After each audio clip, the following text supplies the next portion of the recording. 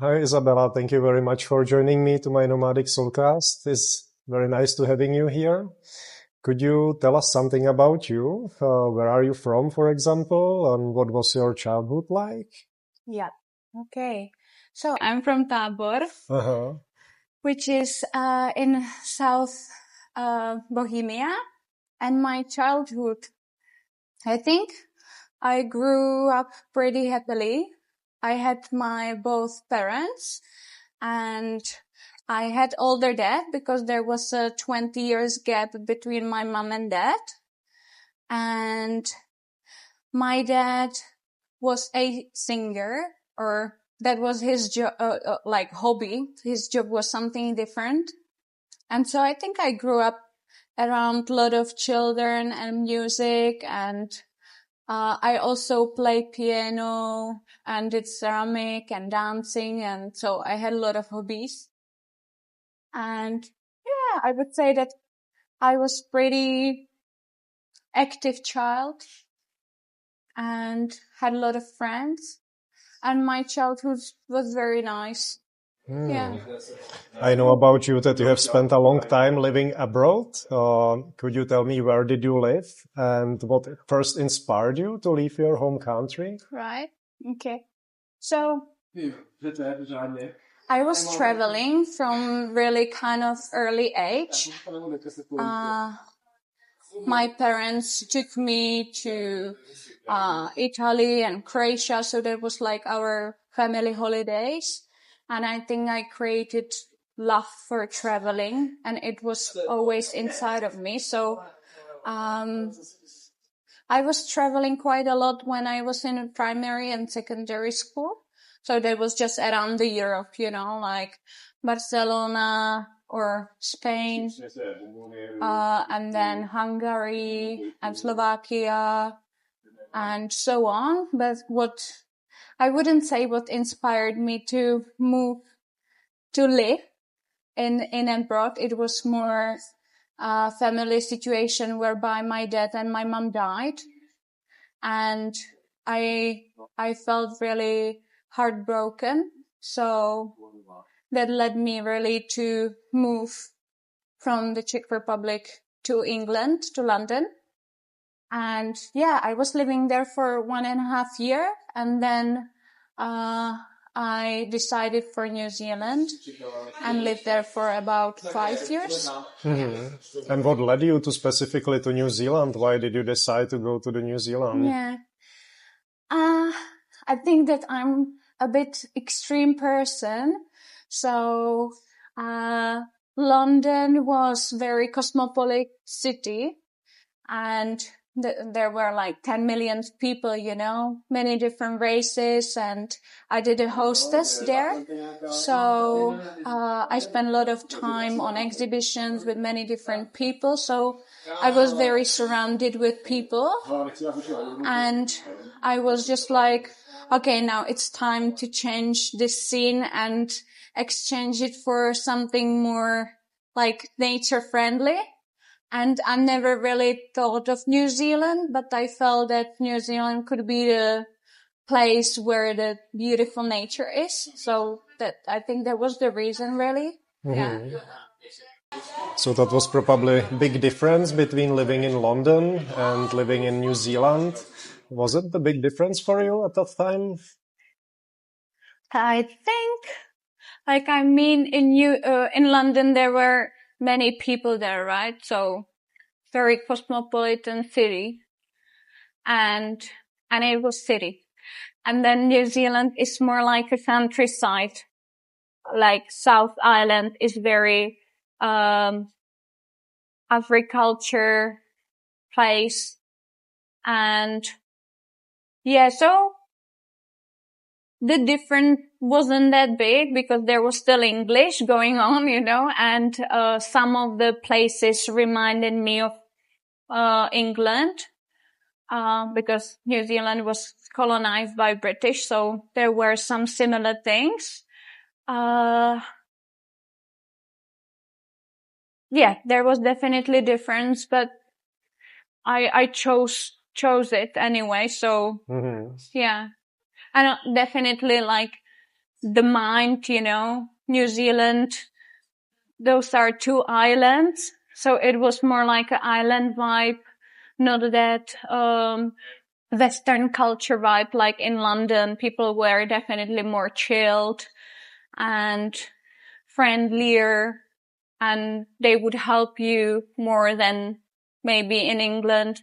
Like still people are very diplomatic, they were not gonna tell you straight away what they think in your face. But so the British culture and New Zealandish culture in this might be a bit similar, yeah. But I loved both places. Mm-hmm. Yeah. Was there something what you really surprised you in New Zealand? Something what was so much different and maybe more than surprised, like really the nature like took my breath away. I remember when I was traveling and I did 3 times loop around South Island. When I was traveling first time and I saw the nature, the beautiful mountains and everything was huge and massive. I would be just like riding a car and then, or driving a car and then just like crying because it would be just so, breath and soul taking. Mm-hmm. So that was something which I never really experienced before, like the beauty of the nature. Yeah, that was awesome. Was there a moment in your travel when you truly reached your limits, and how did you overcome it? Yeah, there was a limit for me. I think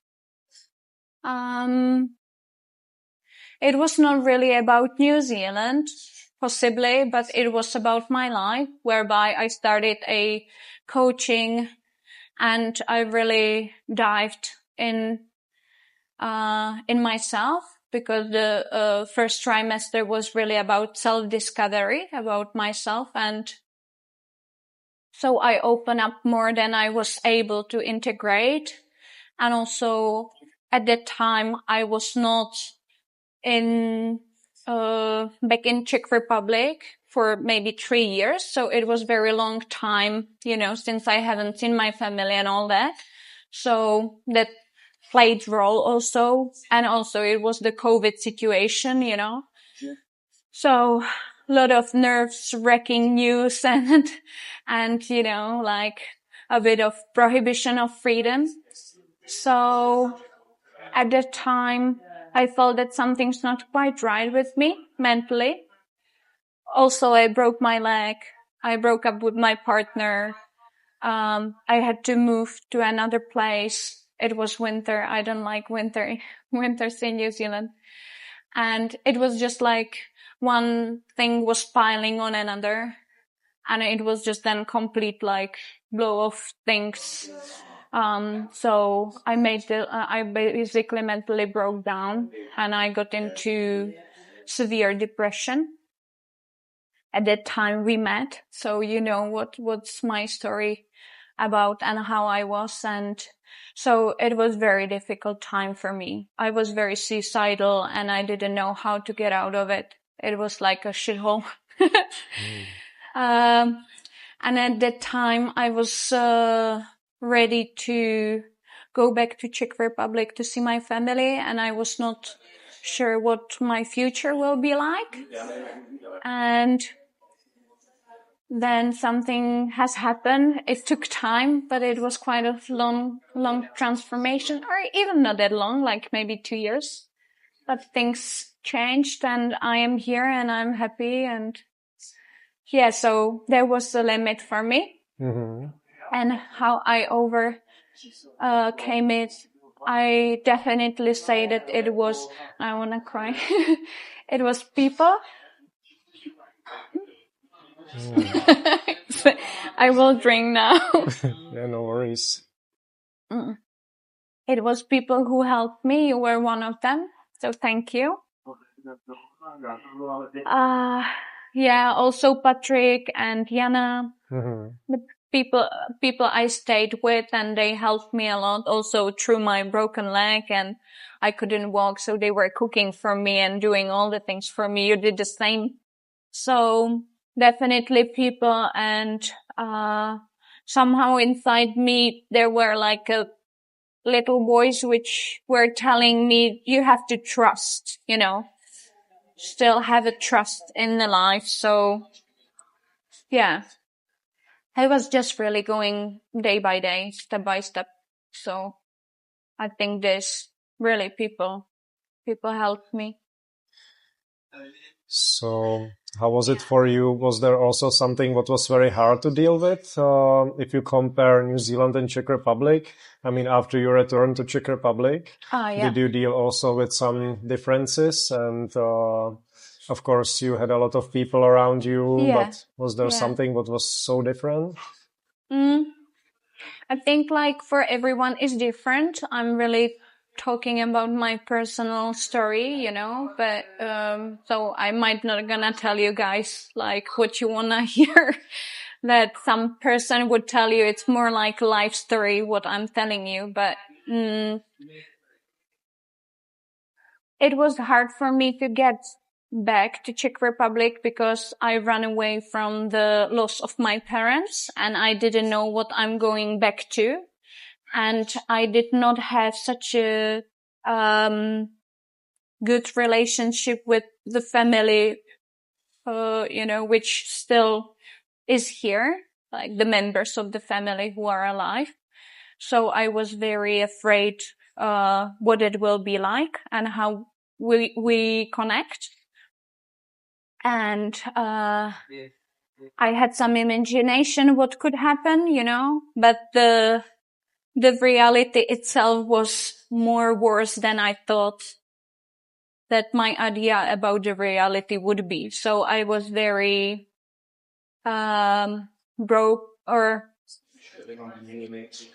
yeah, it destroyed me for a bit when I came back because I thought that,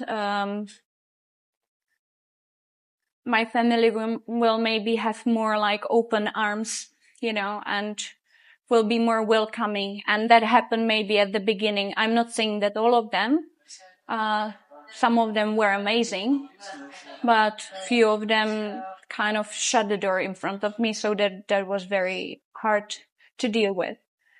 So that was personally thing and my personal thing to deal with. And because I had that, depression, I was really not able to, recognize what is going on in the reality, So when I would come and would be mentally okay, like come back to Czech Republic and I would be mentally okay, then I will notice, I miss this food, and dumplings and all the sauces and stuff. But I was fighting for my life. So that was not on my list to check, on. So yeah, I was more fighting for life. What was the question? If was there some like big differences between New Zealand and Czech Republic? Yeah, I think that at that time I really couldn't, make the observation about it. But, like there are definitely differences between New Zealand and Czech Republic, like the way how Czech people think and the vibe in New Zealand, the nature in New Zealand, the nature in Czech Republic. But I still believe that both of those countries got magic, that you can compare it because Czech Republic is very old. New Zealand, it's not that old country, then the way of living in New Zealand is definitely not that goal oriented. I would say it's more like chill, and the vibe is very chill. Also the spiritual connection in New Zealand is massive, in comparison with, Czech, still I like Czech people. I think it's growing here. But it's not the mainstream. That's what I want to say. Yeah, then food difference. massive difference. In New Zealand, I would say that like the food is definitely more fresh, tastier in this way, like homemade grown, you know. In the Czech Republic, you have to really look for the quality. Yeah, that might be the main differences. But what I can say, some positive for the Czech Republic, the healthcare is definitely better. Yeah, it's providing you more,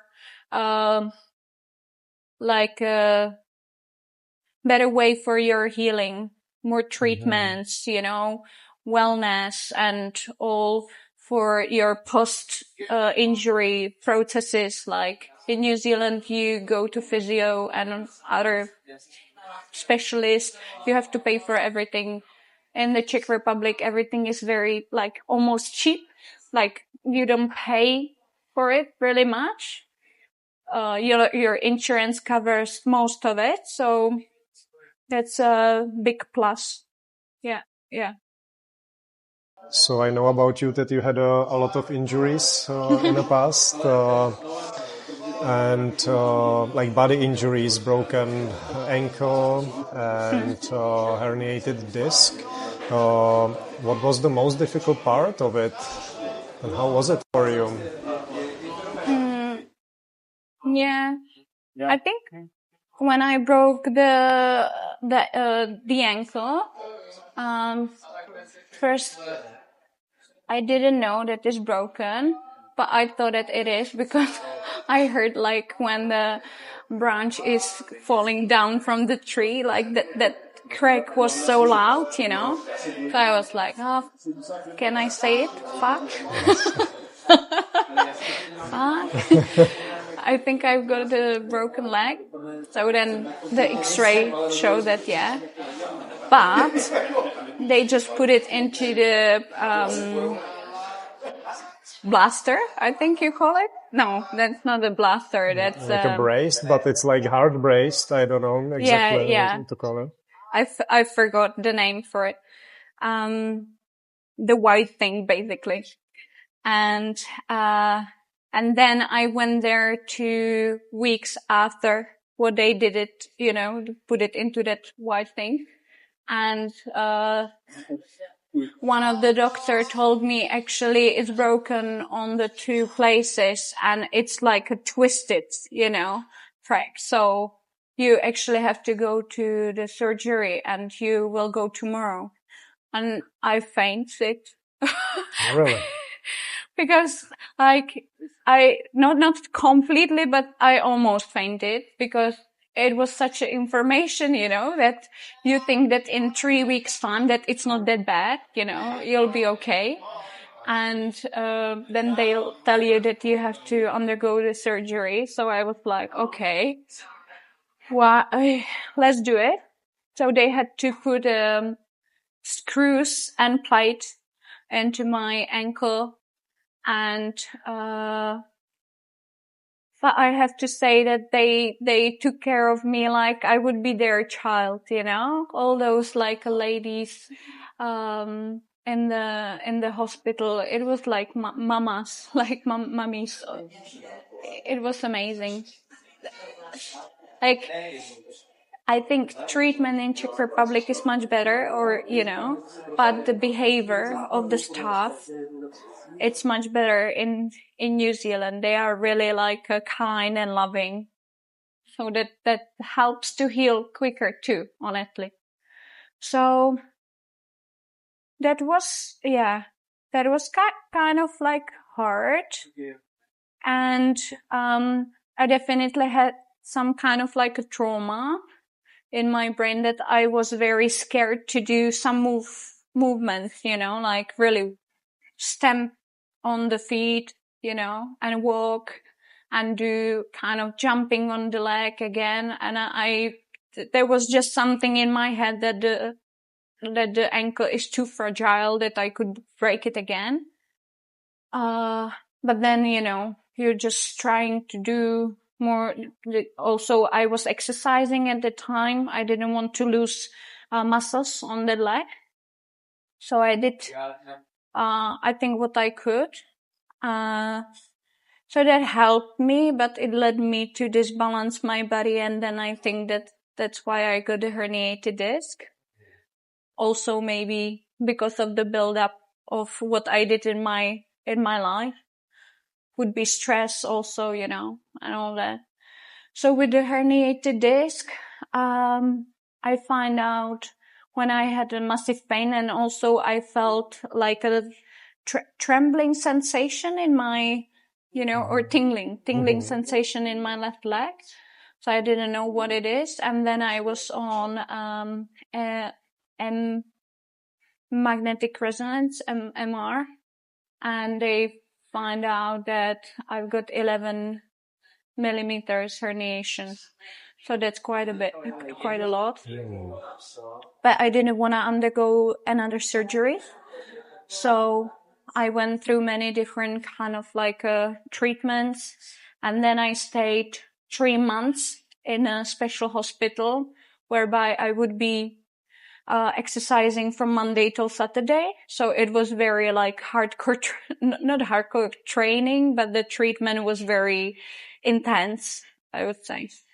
So yeah, I think that helped me with this. Also, a lot of people helped me again, like they were my right arm. So think people was something also what helped you to overcome mentally the injury? Was there something people else? Trust again, trust it that it will get better. It's good to have that kind of stamina, but not physically, but mentally, in a way that it will get better. It will get better, and work on it.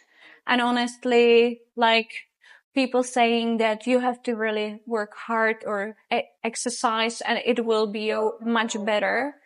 So if they tell you this, listen, people. It's true. And I can say that from my own experience.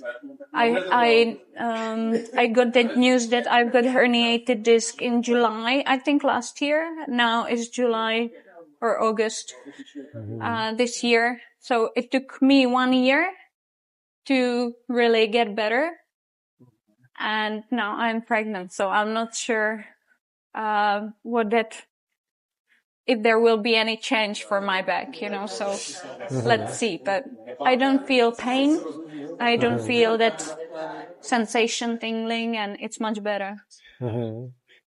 When did you become interested in physiotherapy, and what draws you into this field? Yeah, I think it started already when I was on high school, because I loved, I was going 5 times a week to the gym, and that helped me to reduce stress from the high school. So I would really work hard. And since then, I think I was always very interested in everything. I am a curious person, so I love to talk with people. I love to explore and travel. I love what's going on in the body, so I love to explore what we're supposed to be eating and how exercising and all this. So, I think it was always inside of me. And then when I got that herniated disc and the ankle, I really got into it more deeper with, Physio Mluva. That's one girl on the social media, on Instagram. Yeah. And I paid for her platform, and I did notes from all her content. And then I started my own group, and basically took that content, put it into my words, and shared it with another friends who has similar problems, whom I met in that treatment center, and other people. So yeah, I think that, yeah. So from your experience, if you could teach everyone just one thing about their body, what would it be? I was thinking about it, and it would be listen to it. Okay. But really, like, listen to it carefully and listen and behave accordingly to what the body says to you. Yeah, just don't listen, but also do what it's saying. So when sometimes I meditate, I listen to my body's telling me, you have to exercise, really. Do the exercise, then you'll feel much better. And when I don't do that, I don't feel better. When I do it, I do. So listen to it and, work accordingly. And do you think is there something what people often misunderstand about their bodies and about healing? Yeah. I think sometimes people think that we are machines or robots, and that's not true. Like, I believe that our body is amazing thing or amazing unit, and it's really good to keep with those 4 pillars, which is to sleep well, to eat well, to exercise well, and to clear your mind consistently. So I think when you follow those 4 pillars, you might feel good. I'm still learning that and trying to be consistent and really doing as best as I can, but I'm learning too. Yeah. Oh. So you are now in a very special phase, exciting a baby, not only one, but even twins. Yeah. Is there something what surprised you most about pregnancy?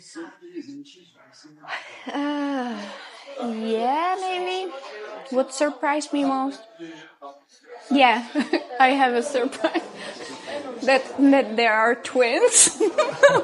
Oh, actually, I didn't how was it when you discovered this news about it will be not just one child My but twins? friend was there with me, and when she said it, the gynecologist, I was like, "Oh, I think I'm gonna say it. You might judge me, but yeah, I was surprised, very surprised, but I was not in such a shock like my partner was, and then I heard, I don't want to use the word cursed, so maybe basically my mother of my partner was keep telling to my partner, I wish you to have twins. I wish you to have twins. You will have twins one day. And that really happened. So she kind of like a witchy way tell him that will gonna happen. And so he was shocked and he thought that I'm making fun of him. So then he was calling me and like, tell me that it's just a joke. I was like, no, it's not a joke. So I think I'm still processing it. Yeah. And so that was the biggest surprise, expecting twins. And then I think that like every trimester or every month is giving me some surprise, because I think that for a woman who never was pregnant, it's a new phase of her life. And you never know how your body and mind will react to it. So you might think that you will react like this, but that might not gonna happen. So for me, it's surprise basically every single day. I don't know if I'll be low on energy or not, if I will have blocked nose or not, and stuff. How has this time changed your view of your body and life itself? Yeah, I think that's a big thing for me. And today I was talking about it with my friend.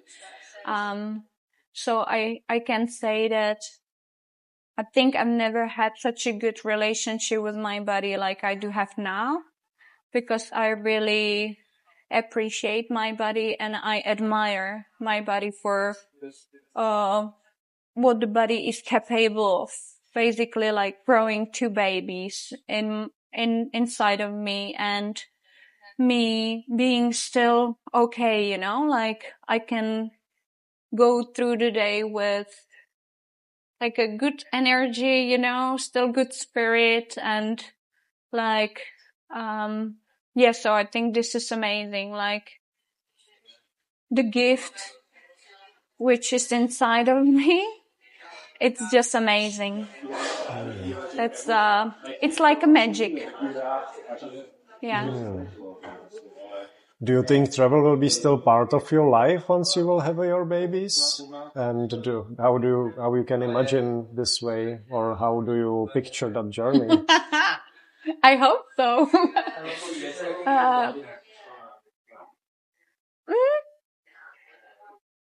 Yeah, I hope so. I'm not sure now. It's hard to say. Even though I would like to have a romantic view of how we will be all in a shining light, running down the beach, and you know, like having smile on our faces. I'm not sure if that will be the case. You know, depends, I think, on the children and on their character and on me. About how I'll be coping with my role of being mother and parent. So depends. I definitely don't want to put the traveling on a side, but maybe I might do it for a bit, and then I'll see what will the parents bring, and then yeah, if that will be possible, I definitely still want to travel. Yeah, I love it. What kind of word or values do you hope to pass on your child, not just in words, but how you live? I think I want to show them that the life is beautiful. And even though when someone might tell you that the life doesn't have open arms for you and it's not welcoming you, that's not true. Also, that you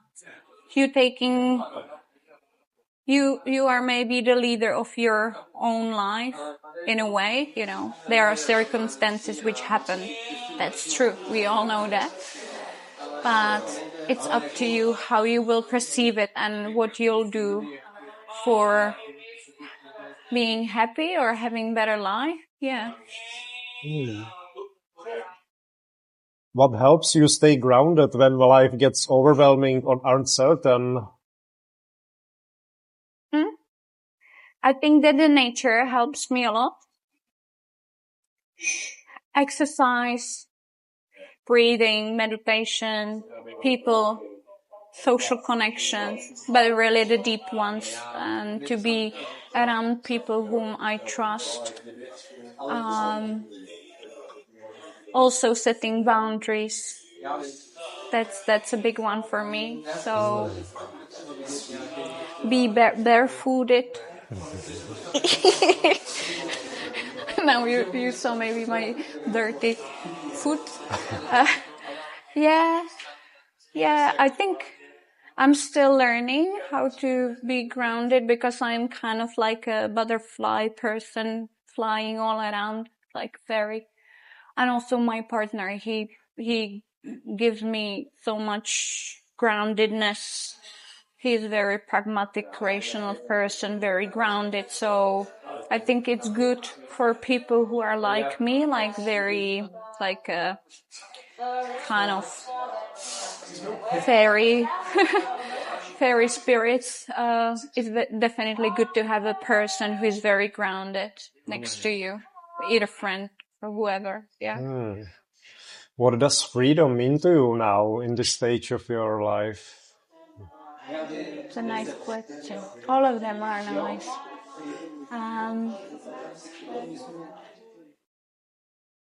I think like there is something like telling me inner peace. Freedom is inner peace. Before I had it like, you know, that wherever I go, I can do whatever I want. But I know now that I have certain responsibilities in my life, also, babies and stuff, and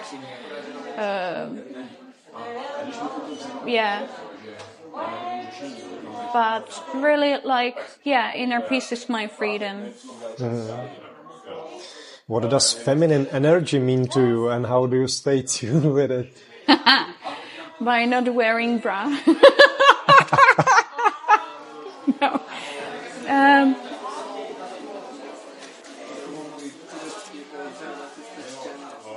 Honestly, it's not my topic at this moment, so it's hard to... it's a bit now hard for me to talk about it, but maybe just let's say that I will be mom. So that's for me now feminine energy, like the motherhood and the role of being mom and growing babies. So that's very feminine thing to do. Also preparing the place for children, yeah, and also seeing how my body is changing, how my belly is growing, my boobs are growing, and yeah. I think that's for me how I feel it now. Yeah. If you could say something to your younger self, what would it be?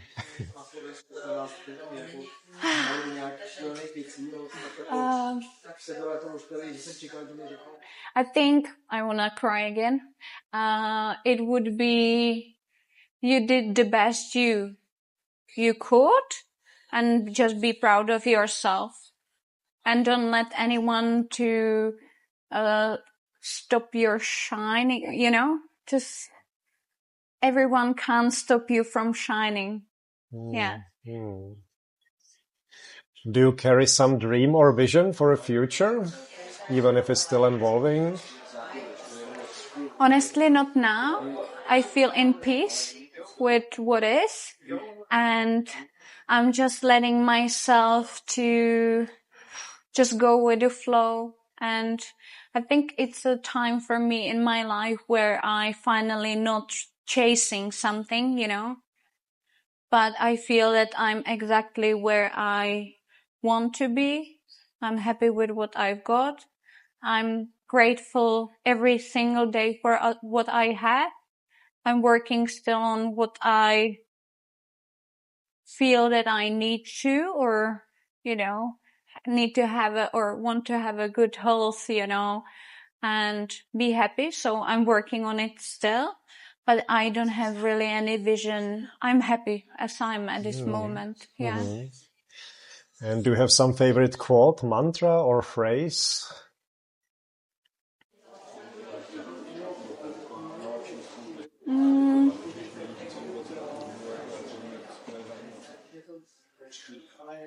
Yeah. Anicca, which is coming from Vipassana. I did it 3 times. And it's like that everything is still changing, Like don't just stick with the things and think that it will still be the same. But whatever you have or don't have will change. Which is positive, and sometimes it might be quite stressful. But that's the nature of life. Everything is still changing. So, yeah, I think that's a nice one. So let's try this or that quick fire round. Okay. Coffee or tea? Matcha. Saying everything or letting silence speak? Saying everything. Solo travel or traveling with friends? Solo travel. Comfort or growth? Both. Heart or mind? Heart or? Heart or mind? Like the heart or mind? Heart. Knowing where are you going or enjoying not knowing? Enjoying not knowing. Hiking in the mountains or relaxing by the sea? Hiking. Road trip or staying in one place longer? Staying in one place longer. Sunrise or sunset? Both. Physiotherapy or yoga? Physiotherapy. Nature or city? Nature. Thank you, Isabella. Thank you very much for your time, and it was very nice to having you here. Thank you. It was my pleasure. Thank you for making this happen. I enjoyed it, and I hope that people who are watching it will enjoy it too. And thank you very much.